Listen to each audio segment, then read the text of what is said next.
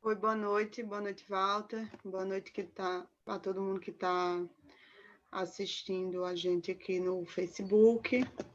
Vamos começar hoje mais um programa antivírus, nosso programa semanal que debate os temas da conjuntura, né?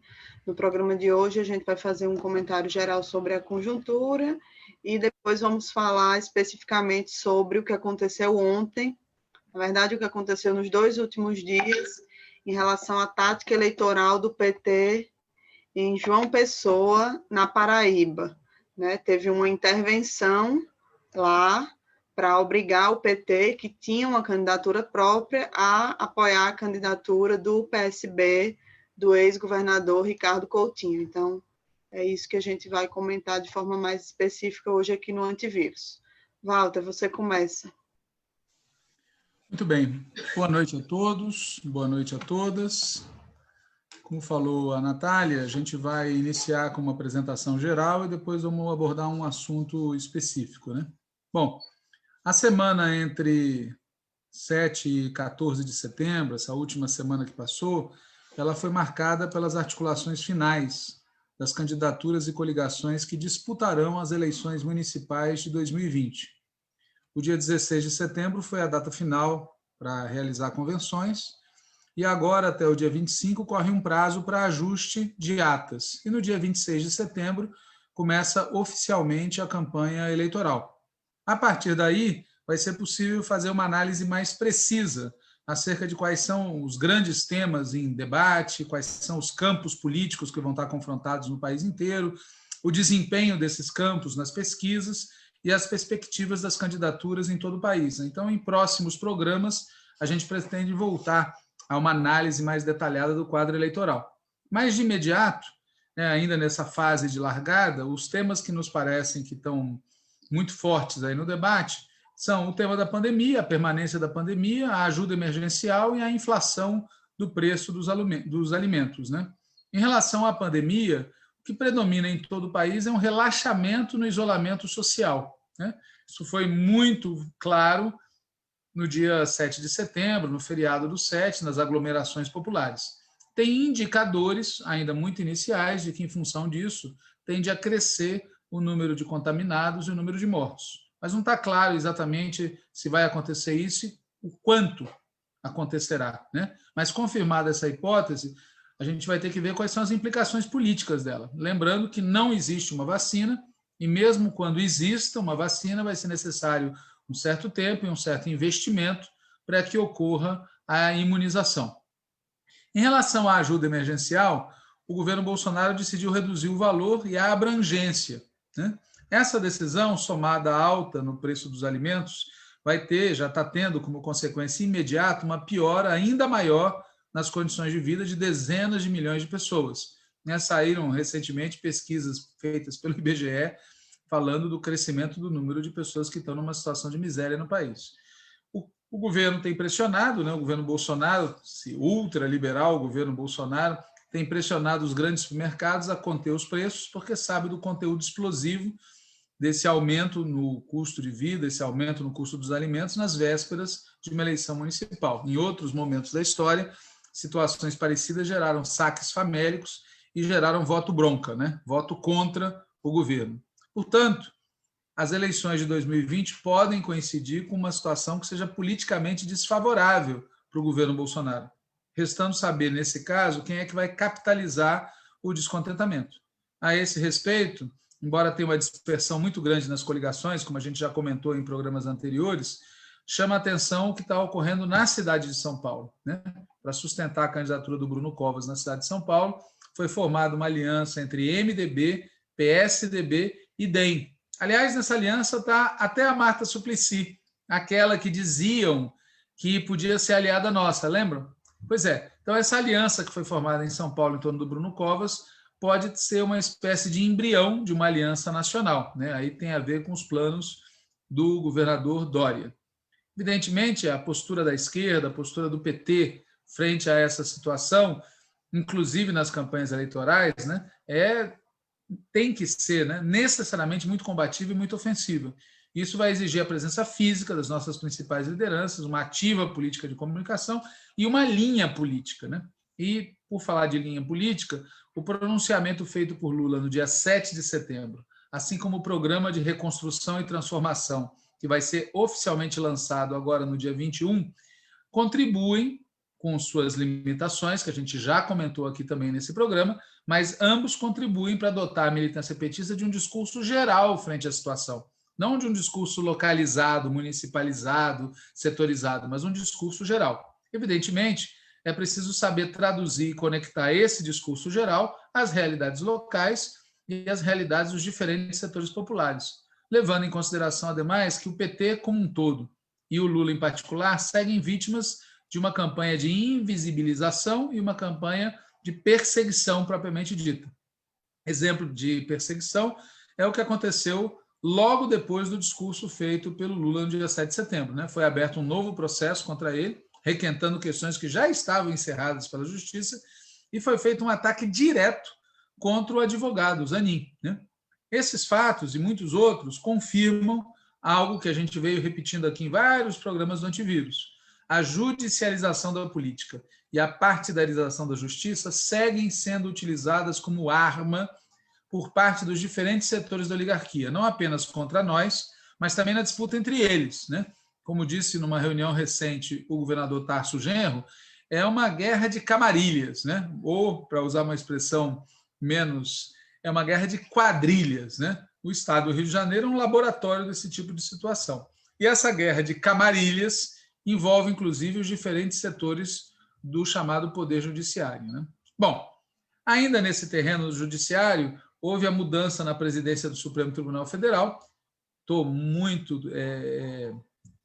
tocado pela notícia de que várias das pessoas que compareceram à cerimônia de transferência da presidência foram contaminados pelo Covid, que é uma doença que, como todo mundo sabe, tá certo? O presidente da República considera que é uma gripinha. E o fato é que houve uma mudança na presidência do STF, houve uma mudança na composição das duas turmas, mas isso não contribui, na nossa opinião, para aumentar as chances do Moro ter o seu procedimento questionado e para aumentar as chances de anular as condenações contra o Lula feitas pelo Moro. Pois o debilitamento que está ocorrendo da Operação Lava Jato, raiz, né, Moro e Dallagnol, não tem implicado no fim dessas operações espetaculosas e nem tem implicado numa redefinição do papel do judiciário. Aliás, o Fux e em Fux We Trust, né? E o Toffoli, os militares não são golpistas, os dois já falaram publicamente que não enxergam no Bolsonaro uma ameaça à democracia. E, aproveitando a tolerância do Congresso e a tolerância do Supremo, tá certo? O Bolsonaro, o cavernícola, segue se movimentando, busca manter o apoio da cúpula de certas igrejas, busca administrar os conflitos na coalizão que o elegeu, busca manter a base no Congresso e vem buscando também manter o apoio dos setores populares que são atraídos pelo discurso que ele faz, inclusive o discurso da chamada pauta de costumes. Né? A esse respeito, a gente quer aqui afirmar uma vez mais, a gente não pode titubear na defesa do Estado laico. Né? Hoje eu consegui que um deputado federal daqui de São Paulo, que é um dos deputados da bancada do PT que votou a favor da isenção, me explicasse os seus motivos, e eu só pude, depois de ouvir os motivos, dizer para ele que, de fato, eu não concordo com esses motivos. Né? De fato, aquela posição que a bancada do PT adotou foi a posição correta, e a posição da bancada do PCdoB foi a posição errada, né? Uma posição que coloca em questão o Estado laico, no fundo. Bom, mas voltando às dificuldades do Bolsonaro, uma das dificuldades dele é a situação da economia, especialmente a já citada elevação do preço dos alimentos, não só do arroz. Em agosto, a inflação foi muito dura para os setores mais pobres da população, mas tem outros aspectos da situação econômica que vão gerando dificuldades para o Bolsonaro. Um exemplo é que ele, para favorecer o Trump, tá certo? Ele favoreceu os produtores de milho dos Estados Unidos em detrimento dos produtores do setor sucroalcooleiro aqui do Brasil, inclusive do Nordeste, né? O que mostra a importância que a reeleição do Trump tem para o Bolsonaro. Né? Para quem não está acompanhando, o Trump é candidato à reeleição, os produtores de etanol de milho nos Estados Unidos pressionaram o Trump pressionou o Bolsonaro e o Bolsonaro prorrogou por mais 90 dias a alíquota zero sobre as importações do etanol produzido nos Estados Unidos, né? Favorecendo quem? O Trump, né?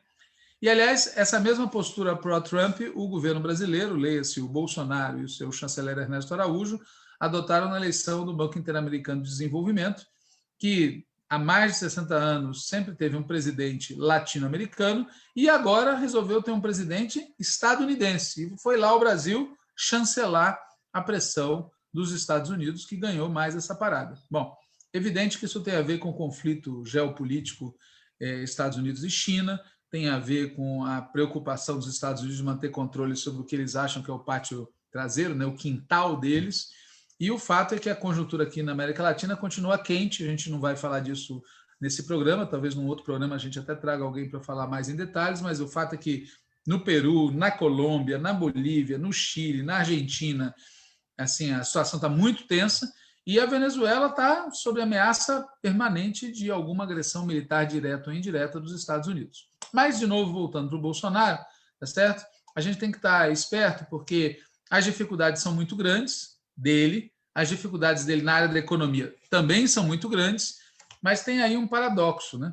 Como a economia está no fundo do poço, ela começa a exibir alguns sinais de recuperação, muito lento, muito assimétrico, mal distribuído no país, mas, de toda maneira, existem sinais de uma recuperação que, em parte, tem a ver com a ajuda emergencial, mas o fato é que isso pode alimentar, de novo, um certo, né, fôlego de gato aí para o cavernícola.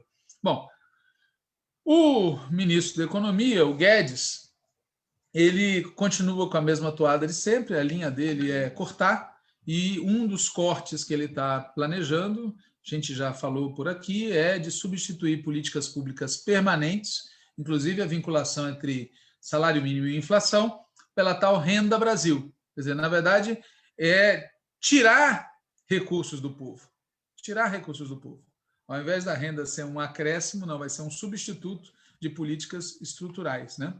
E isso tem a ver, claro, com a agenda geral ultraliberal do Guedes, que aparece não só na política econômica do governo Bolsonaro, mas também nas propostas de reforma tributária, de reforma administrativa e do orçamento 2021, que a Natália comentou num programa anterior.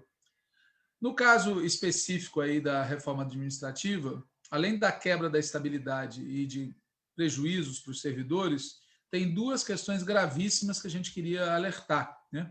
A primeira é a alteração no artigo 37 da Constituição Federal, agregando ao artigo 37 o princípio da subsidiariedade, ou seja, o Estado só vai entrar onde a iniciativa privada não der conta.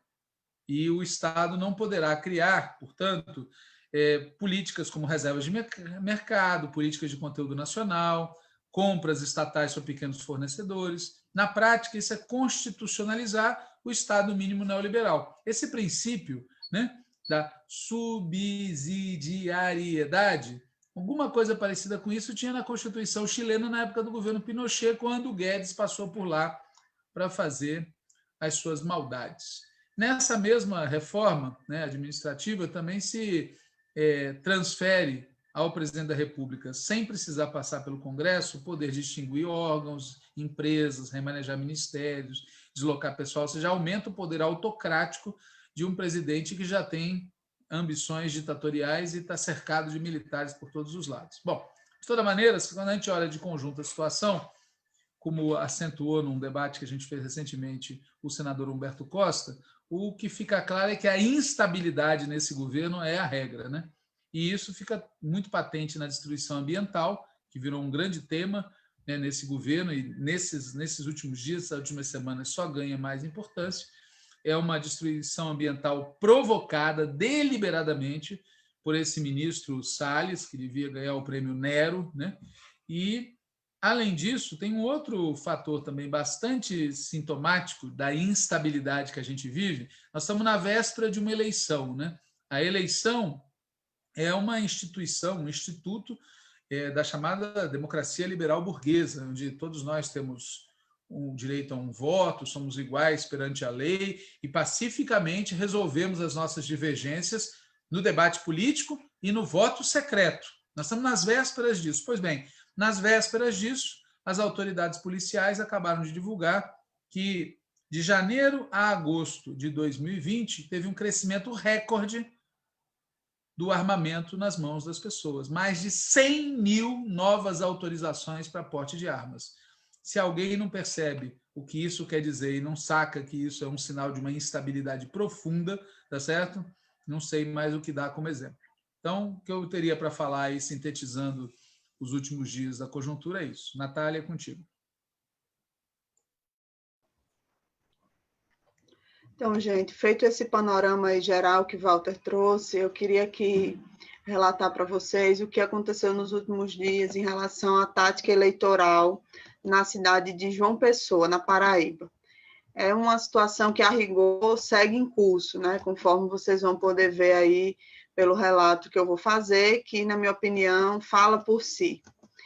Primeiro, é importante a gente fazer um resgate geral sobre a tática formulada pelo PT para essas eleições municipais e também sobre a sua aplicação prática, né? Isso é algo que a gente já vem comentando aqui nos últimos meses, nos programas, de forma espaçada, mas eu vou tentar aqui sintetizar um pouco um comentário sobre isso. Então, a primeira coisa é que o Partido dos Trabalhadores deliberou uma tática no início do ano, né? Uma tática que determina que a gente deve ter candidatura própria no maior número de cidades possíveis, em especial nas grandes cidades, com destaque para as capitais, né, argumentando que as eleições de 2020 serão uma grande oportunidade para o PT conversar com a sociedade brasileira, defender o nosso legado e também uma grande oportunidade de fazer o debate das questões nacionais. Então, essas são palavras minhas, apesar de eu também concordar com o conteúdo delas. São palavras extraídas da resolução sobre tática eleitoral aprovada na Executiva Nacional no início do ano. É a mesma resolução que vetou alianças com o DEM, com o PSDB, com bolsonaristas. Acontece que, na vida real, a materialização dessa tática tem enfrentado inúmeros problemas. Alguns desses problemas a gente já vem comentando aqui no programa, né, nas últimas semanas e meses. O primeiro é o fato de o partido não estar organizado em todo o país, né? Basta ver que, por exemplo, no estado de Roraima, tudo indica que não haverá nenhuma única candidatura a prefeito do PT. Ou, outro exemplo, em cerca de 40% dos eleitores, do eleitorado brasileiro, não vai ter a possibilidade de votar em uma candidatura a prefeito do PT, ou seja, onde tem petistas em 40% do eleitorado, não terão como votar em uma candidatura a prefeito do PT por falta de organização partidária nessas cidades, né? Então, esse é um primeiro problema em relação à aplicação prática dessa tática eleitoral. O segundo tipo de problema diz respeito à existência no partido de setores que defendem a mesma política de alianças implementada desde 2002, com partidos de centro-direita, e inclusive com o plus desse atual momento, que é alianças com o bolsonarismo, né? Então, em nome dessas alianças, se abriu mão de ter candidatos próprios em troca de apoios que são inaceitáveis, né? Vide o que aconteceu na cidade de Belford Roxo, né? Que a gente falou aqui muito, ficou muito famosa essa situação, mas não é a única, é apenas a que ganhou destaque nacional, mas não é a única, né? Então, esses seriam dois primeiros problemas. Além desses dois problemas, que são coisas, digamos assim, negativas, tem outra questão que é positiva, mas que gera dificuldades na implementação da tática, que é a busca por construir alianças com setores do campo democrático popular. Obviamente que a gente deve buscar construir alianças com esses setores, mas o problema é que eles também são atravessados por grandes contradições, né? O que faz com que em muitas cidades do país, mesmo que possam, esses partidos ou alguns setores deles não aceitem fazer aliança com o PT, né? E, em outros casos, a gente tem a situação de setores desses partidos que são nominalmente de esquerda ou de centro-esquerda, de fato, acabam sendo de centro-direita ou de direita. Então, enfim, é uma situação muito complexa, né? A situação na qual se aplica a tática definida numa resolução partidária. E é nesse contexto que a gente deve entender e analisar essa intervenção que está em curso no Diretório Municipal do PT em João Pessoa, né? João Pessoa estava encaixada até 2 dias atrás naquele bloco de capitais de cidades grandes, onde a situação estava relativamente tranquila, né? Tinha uma candidatura própria sendo construída, de um companheiro que é deputado estadual, Anísio Maia, e o único elemento sobre a situação de lá que chegava ao Diretório Nacional era o informe de que havia um acordo de apoio mútuo com o PCdoB, envolvendo João Pessoa e Campina Grande. Nós apoiaríamos o PCdoB em Campina Grande e o PCdoB nos apoiaria na capital, indicando o vice. O que, inclusive, se viabilizou, né, essa aliança com o PCdoB na convenção. Agora, um parênteses aqui para a gente ressaltar e deixar bem explicado que não foi fácil, né? Não foi simples chegar nessa construção de ter uma candidatura própria na cidade de João Pessoa. Nem todo mundo conhece os detalhes sobre a situação do partido, né? Mas a situação do partido lá na Paraíba é bastante complexa, né? Tem um histórico de divergências internas muito profundas e que já levaram a situações muito difíceis do ponto de vista da construção partidária em momentos recentes.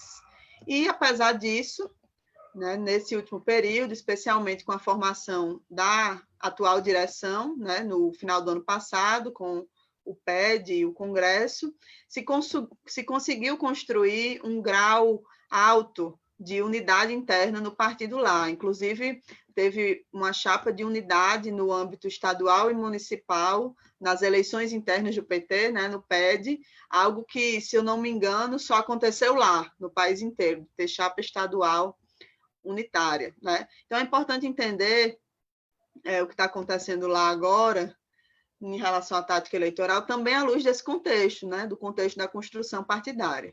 Então, voltando à questão da tática, né, também é bom que se diga que nesse processo de construção da candidatura petista à prefeitura, né, ao longo dos últimos meses, que está em curso, em nenhum momento aconteceu uma busca efetiva por parte do PSB de uma aliança conosco. Então, somente agora, nessa última semana, o ex-governador Ricardo Coutinho entrou em cena, buscando uma aliança.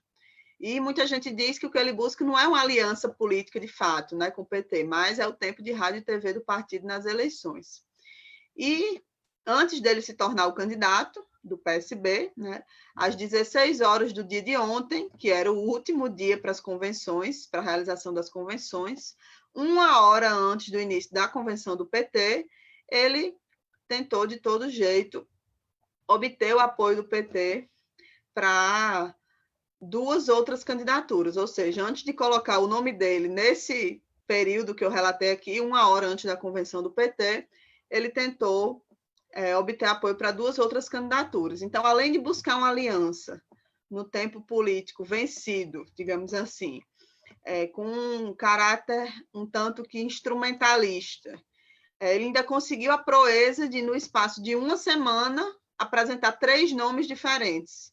Primeiro foi o nome de Luciano Cartacho, que é um ex-petista atualmente no PV, e é o prefeito, então o PT abriria a mão da candidatura para esse apoio. Depois a deputada estadual Estela Guerra, e nos acréscimos do segundo tempo, ele próprio, Ricardo Coutinho, resolveu ser o candidato, né? Então, só ressaltando, isso tudo aconteceu ontem, dia 16, que todo mundo sabe que foi o último dia para realizar as convenções, à tarde, faltando menos de 1 hora para a convenção do PT se instalar, né? Então, esses são os fatos acerca da disputa lá pelo apoio do PT ao PSB em João Pessoa. E qual foi o debate que aconteceu no Diretório Nacional sobre isso, né? Eu vou falar especificamente do que aconteceu no Diretório Nacional. Na terça, dia 15, ou seja, antes de ontem, o Diretório Nacional se reuniu numa reunião convocada com antecedência para resolver questões eleitorais pendentes. E uma dessas questões que foi posta para discussão foi a situação de João Pessoa, porque já existia, antes de ontem, a pressão do PSB para que o PT retirasse a candidatura e apoiasse uma candidatura do PSB ou apoiada pelo PSB, que até então não era a do ex-governador Ricardo Coutinho, né? Então, o Diretório Nacional se reuniu e a deliberação tomada em relação a João Pessoa foi que estava sendo dada uma orientação para que se tentasse construir uma aliança da esquerda em João Pessoa. Obviamente, essa orientação podia se viabilizar de diversas formas, né? Seja com um acordo para o segundo turno, seja com o apoio do PSB à candidatura do PT, ou o contrário, o apoio do PT à candidatura do PSB e outras formas. Então, tinha diversas formas de viabilizar essa orientação, né? Também teve, na reunião do dia 15, diante de ontem, quem abriu o jogo e defendeu explicitamente que fosse feita uma intervenção, desde já, ali no dia 15, ou seja, aprovar na reunião do diretório essa intervenção para apoiar qualquer nome indicado pelo ex-governador Ricardo Coutinho, que, como eu disse, ainda não era o candidato naquele momento, né? Só que não foi isso que foi aprovado no Diretório Nacional do dia 15, não foi aprovada nenhuma intervenção, né? O que foi aprovado lá, por unanimidade, foi uma orientação para se buscar a unidade da esquerda na cidade de João Pessoa. E aí, nas 24 horas que se seguiram a essa reunião do Diretório Nacional, aconteceram várias reuniões que desembocaram na constatação de que a gente marcharia separado no primeiro turno, ou seja, o PT teria sua candidatura e o PSB seguiria seu caminho, né? A aliança entre o PT e o PCdoB seria mantida, com o PT indicando o candidato a prefeito e o PCdoB indicando o candidato a vice. E aí, no final da tarde de ontem, né, 24 horas depois do final da reunião do diretório, a gente foi informado da decisão do ex-governador Ricardo Coutinho de ser ele mesmo o candidato. E aí estava em curso já um verdadeiro emparedamento para que o PT retirasse a candidatura e fizesse parte dessa aliança, né? E é bom ressaltar, não se sabe, até hoje, inclusive, se a gente vai, caso prevaleça essa posição de apoio ao PSB, indicar se quer o vice. E foi aí que começaram os imensos atropelos que aconteceram na noite de ontem, né? Atropelos absurdos, totalmente incompatíveis com a história do nosso partido, com o nosso modo de funcionamento, com a concepção de partido que a gente defende, né? Que é diferente da concepção de partido dos partidos tradicionais. O que aconteceu foi que, após o comunicado do ex-governador Ricardo Coutinho de que ele seria o candidato, a presidenta Gleisi fez circular no grupo de WhatsApp do Diretório Nacional uma proposta para que fosse anulada parcialmente a convenção do PT de João Pessoa, que estava em curso, ou seja, ao mesmo tempo que acontecia a convenção do PT de João Pessoa, se tentava aprovar no Diretório Nacional a anulação parcial daquela convenção, para que a gente apoiasse a candidatura de Ricardo Coutinho. Logo depois disso, apareceu um projeto de resolução postado pela secretária de organização, Sônia, formalizando essa proposta de apoio à candidatura de Ricardo Coutinho, e o inacreditável é que esse projeto de resolução trazia a data da véspera e atribuía a decisão, essa decisão que estava se tentando tomar, que acabou se tomando no diretório, no grupo de WhatsApp, atribuía essa decisão à reunião do dia anterior, que não tinha aprovado isso, que, como eu disse, tinha aprovado uma orientação de busca de unidade da esquerda. Então, evidentemente, a gente denunciou que se tratava de uma tentativa de fraudar o que tinha sido aprovado no diretório no dia anterior, e o projeto de resolução foi retirado, foi corrigida a data, enfim. Mas, de fato, o que houve é que não teve reunião do diretório, formalmente convocada para debater o assunto, sequer teve reunião, porque a discussão foi feita num grupo de WhatsApp, e sequer teve discussão e debate, porque, na verdade, o que teve foi uma proposta colocada em votação de forma abrupta, né? Então, o que aconteceu foi uma intervenção na tática eleitoral, numa capital, foi aprovada aos 50 minutos do segundo tempo, através de uma enquete no grupo de WhatsApp do Diretório Nacional, né? Na verdade, um grande jogo de cartas marcadas, porque após a mensagem da presidenta Gleisi, começam a jogar um monte de frases de acordo, estou de acordo, na tentativa de encerrar o assunto o mais rápido possível, né? Com certeza, muita gente protestou, né, no grupo do diretório contra esse absurdo, que é tomar uma decisão daquela importância, dessa forma, né, de uma forma tão atropelada, e fora da legalidade do partido, é importante que se diga isso. E a direção do PT de João Pessoa informou e manteve essa posição, né, até hoje, que tinha a intenção de manter a candidatura, né, que foi fruto de um longo processo de construção partidária e que estava sintonizada com a tática eleitoral nacional, né, uma candidatura própria, com a aliança com o PCdoB, tudo certo.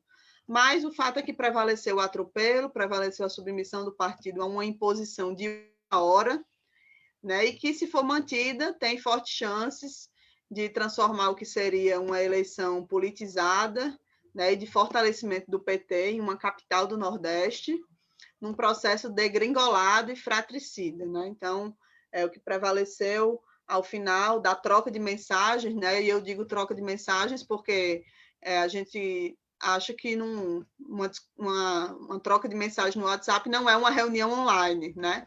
Então, não tinha poderes deliberativos para se fazer o que se fez. Então, o que prevaleceu ao final dessa troca de mensagens via WhatsApp, ainda ontem de noite, é que foi designada uma comissão composta por 3 pessoas da Executiva Nacional para fazer uma nova convenção e viabilizar a intervenção, que na prática é fazer uma ata, né? Então, ou seja, no dia anterior, dia 15 de novembro, por unanimidade, o diretório decide que tomaria alguma decisão somente após debater, né, o que acontecesse na convenção do PT de João Pessoa. Mas o trator passou e tudo se desfez, né, foi enfiado de goela abaixo do PT de João Pessoa e de uma parte do Diretório Nacional que protestou contra esse método e contra esse mérito também. Foi enfiada de goela abaixo uma aliança que foi rejeitada pela totalidade do partido, né, que vive essas circunstâncias que eu relatei, e, enfim, absoluta intempestividade, sem nenhuma preparação, cuidado, e hoje a gente está na seguinte situação. A gente teve acesso pela imprensa local ao documento que formaliza essa intervenção, nomeia uma comissão para viabilizar essa aliança e desfaz a candidatura majoritária do PT de João Pessoa. Segue indefinida a questão da vice, pelo menos até onde eu tenho informação, mas pode ser que tenha alguma coisa mais atualizada já em curso agora. E a direção municipal do PT de João Pessoa registrou a ata da convenção no TRE ontem, né? E se reuniu hoje e reafirmou a posição de manter a candidatura própria. Ou seja, o conflito está instaurado, né? Está em curso, muita água ainda deve rolar, pode rolar, mas a gente precisa aguardar aí os próximos dias para ver o que de fato vai acontecer. Então, essa é a situação da intervenção que está em curso lá no PT de João Pessoa, que a gente achou que era importante relatar aqui no programa hoje, porque, enfim, é uma coisa que aconteceu de última hora e que é muito reveladora, né, do tipo de modo de funcionamento que, infelizmente, tem cada vez mais virado uma frequente nas instâncias do partido. É isso. Walter, acho que se quiser comentar mais alguma coisa sobre esse assunto. Quero comentar assim. Primeiro, um dos nossos ouvintes mandou aqui uma matéria publicada pelo site do PT na Paraíba no dia 20 de agosto. A matéria diz assim: a presidenta nacional do PT, Gleisi Hoffmann, elogiou a iniciativa da pré-candidatura do deputado estadual Anísio Maia, a prefeito de João Pessoa, como única estratégia da legenda para as eleições municipais em João Pessoa. A declaração foi dada a uma emissora de rádio da capital paraibana no início da tarde desta quinta-feira, 20 de agosto. Além de destacar o apoio da direção nacional ao nome de Anísio Maia como pré-candidato, Gleisi descartou, ao menos no primeiro turno, ceder a cabeça de chapa para outras legendas. O PT contará com 22 candidatos nas disputas previstas para os 26 estados da federação. Aí vem aspas da entrevista dada à rádio. O Anísio é o nosso candidato, que foi definido já pelo encontro municipal do PT, e nós estamos animados para a campanha. A candidatura dele é para valer aí em João Pessoa, fecha aspas, disse a presidenta nacional do partido. Abre aspas. A campanha já está sendo organizada e óbvio que, num segundo turno, indo Anísio Maia, nós queremos conversar com essas forças do campo progressista, como o PSB, PCdoB e PSOL.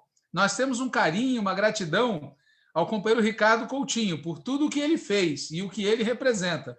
Mas estava muito incerta a saída ou não do Ricardo a prefeito e nós tínhamos que começar a construir a nossa tática eleitoral, fecha aspas. Isso foi há um mês atrás, né? Bom, o que eu queria falar é que a impressão que me fica desse e de outros episódios é que o Diretório Nacional do Partido, a maioria dos integrantes do diretório vem adotando vários pesos e várias medidas para definir a política de alianças nesse processo eleitoral. Tem uma diretriz geral, que a Natália já comentou no início aqui do programa, né, que aponta para candidaturas próprias, para um discurso nacionalizado, etc. Mas tem alianças com partidos que não estão contemplados por aquela diretriz. Vide o famoso caso de Belford Roxo, que está longe de ser uma exceção, né? Por outro lado, tem uma decisão no caso de Recife, adotada meses antes, após longo e prolongado debate, de firmar candidatura própria. Mas não houve, naquele momento, em nenhum momento, intervenção no Diretório Municipal do PT de Recife, a tal ponto que, mesmo tendo uma decisão da Nacional, o Diretório encaminhou outra coisa, o processo teve que voltar para a Nacional, que reafirmou candidatura própria. E já no caso de João Pessoa, aparece uma decisão adotada no momento fatal, quase sem debate nenhum, com o sentido oposto, de tirar a candidatura do PT e apoiar uma candidatura do PSB, mas que antes era outro nome e que antes era de outro partido, né? Porque, como falou aqui a Natália, o início, a proposta era apoiar o Cartacho do PV, depois uma deputada do PSB, e 2 ou 3 horas antes do momento fatal, o Ricardo Coutinho se lança candidato. E tudo isso feito de maneira caótica, via WhatsApp e uma intervenção numa direção municipal. Né? Um negócio muito grave, um método muito caótico, muito desorganizado. E um detalhe curioso, né? Quando nós debatimos que, na lista de zap do Diretório Nacional do PT, quando nós debatimos e questionávamos esse método, e dizíamos, olha, nós não reconhecemos uma votação feita desta maneira, sem debate prévio e uma intervenção decidida desta maneira, com troca de mensagens no WhatsApp. Um dos dirigentes do PT, uma pessoa muito popular, bradou que ele também desconhecia a lei da gravidade, mas isso não fazia nenhuma diferença. Como quem diz assim, ok, vocês desconhecem a decisão que nós estamos adotando aqui, mas isso não faz a menor diferença. O que esse dirigente muito popular falou é muito ilustrativo da maneira como algumas pessoas do Diretório Nacional pensam. Acreditam que as resoluções que eles defendem, que eles aprovam, têm a força de uma lei natural, têm a força da lei da gravidade, né? Mas como obviamente não é assim, acabam acontecendo coisas como em Itaboraí, né? Onde foi aprovada no Diretório Nacional uma aliança com o Partido Bolsonarista, que supostamente ia dar a vice para o PT, mas os bolsonaristas chutaram, não fizeram aliança.